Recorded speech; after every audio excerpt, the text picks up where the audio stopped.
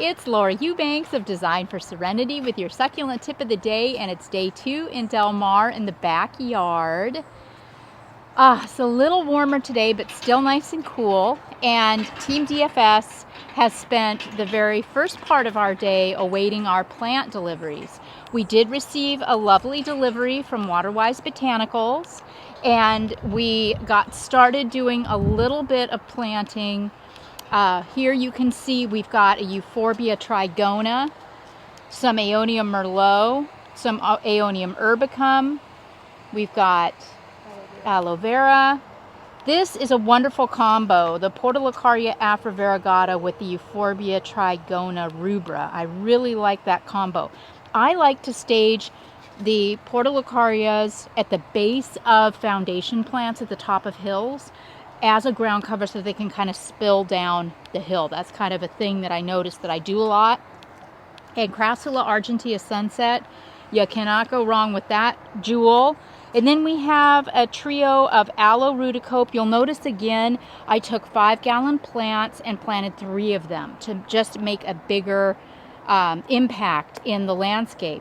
Then these are little sedum Vera Higgins. So I will likely be connecting dots in this bed when I get some smaller plants. I have another delivery that just arrived from Sun Valley Nursery, and we're really going to go to town when we get those all offloaded.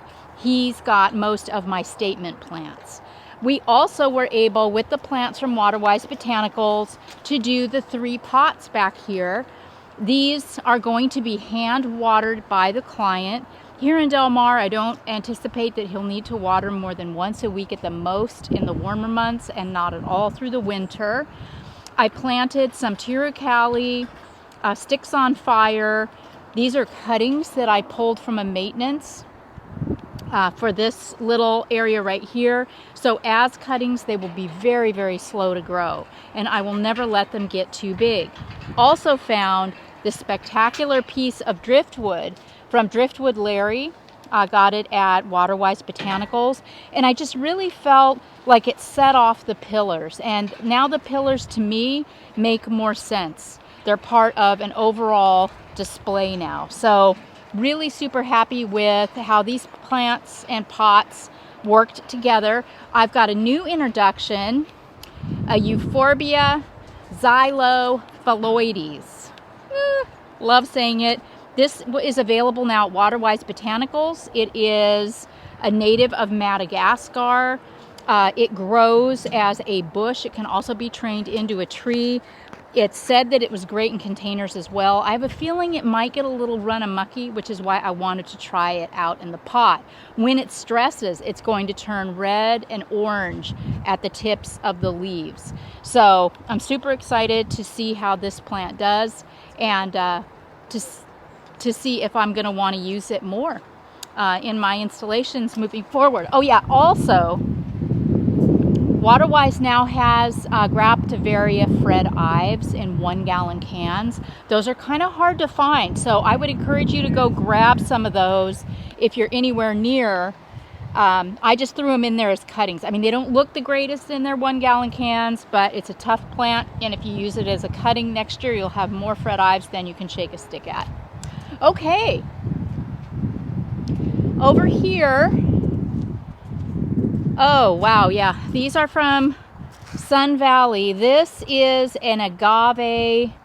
I don't even know. Caesar didn't know either. It was the only one that he had on the property.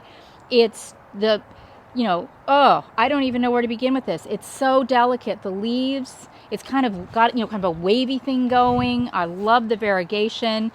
We're anticipating that this is going to stay kind of medium-sized because already the leaves are not that big. Then I've got another fantastic agave. This looks like some form of perii or truncata. I mean, look at the striations in the leaves. This is just dew. It's not bugs. It's just water. Just an absolutely perfect plant. I've got giant barrel cactus, also from Caesar, that I have a special place for.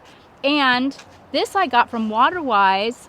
This is Kalanchoe bracteosa. It's a cousin of Kalanchoe orgialis. It's the silver or the blue version.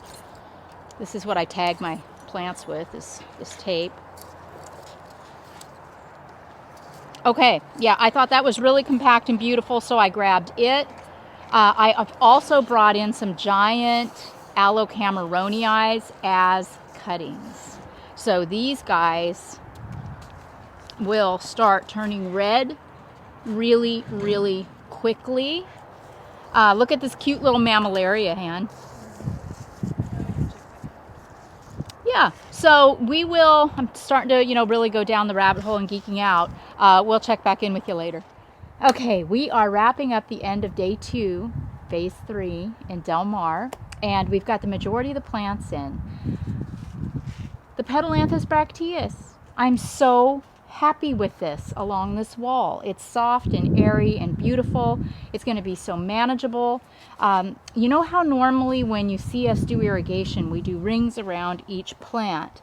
Well, in the case of the Petalanthus, we're going to do drip line in 2 rows behind and in front of these plants, because over time the Petalanthus will start to spread and connect, and I don't want to, choke them with drip line. So this is a case where we will go on straight lines all the way down and back.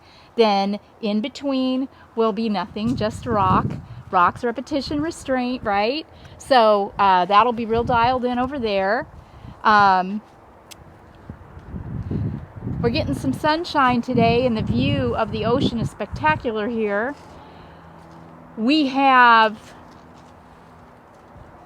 pretty much exhausted the planting. I'm not quite done yet, but I'm getting really, really close, and I feel like I'm at the point in the day where I just need to step away and come back with fresh eyes. But oh my goodness, I mean, look how pretty.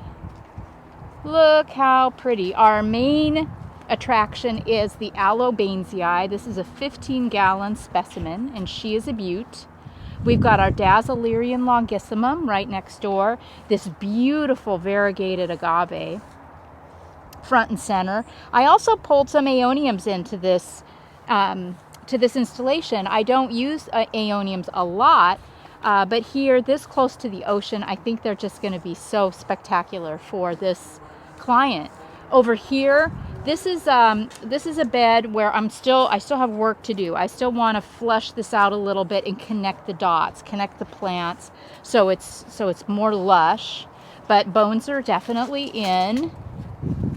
How about this is a favorite combo today? This big Echeveria gibiflora with our mini Hercules. That is just beyond so stinking cute. Yeah, and then over here we have quadricolors, Kalanchoe luciae, in a big Cameronii cutting, and a little Portulacaria minima. I always talk about Afra variegata, but this is the other variety. This one is called minima, and it's solid green with a purple stem. So I've got both going in this garden.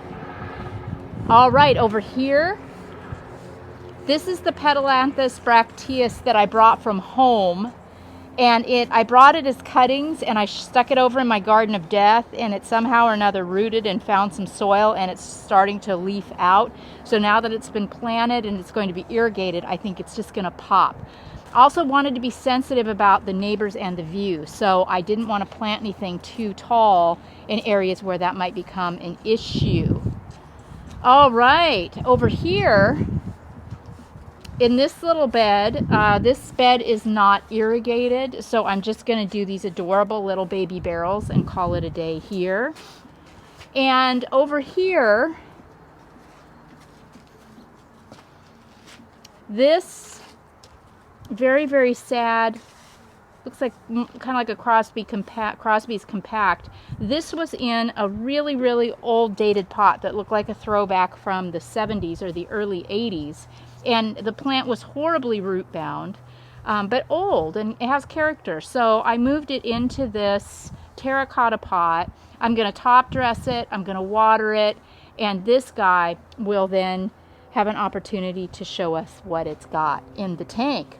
I did a agave attenuata foxtail right here, kind of at the end of our installation. This is a pupping aloe, soft skinned, so I feel like it's going to do a really good job of filling in this corner. Here's another Petalanthus for balance.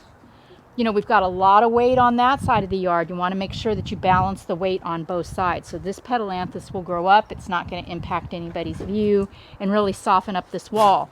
Here's the cute bird bath. We staged it in the garden just as I had decided I wanted to do. And this is another area around the bird bath where I'm going to want to flesh this out with more plants. But oh my gosh, you guys, look at this blue glow. That's got to be the prettiest one I have ever laid my eyes upon. It's just perfection. Here's,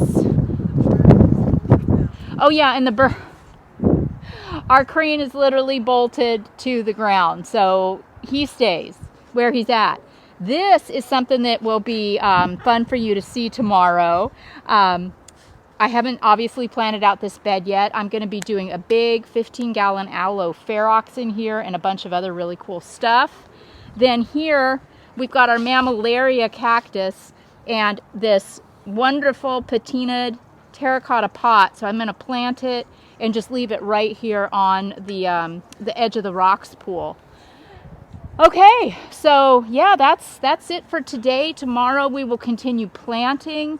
We'll begin working out the irrigation, and maybe toward the end of the day, we might even get to start doing a little bit of rocking. So thanks for joining for our Team DFS in Del Mar, day 2, and your succulent tip of the day. Bye, guys.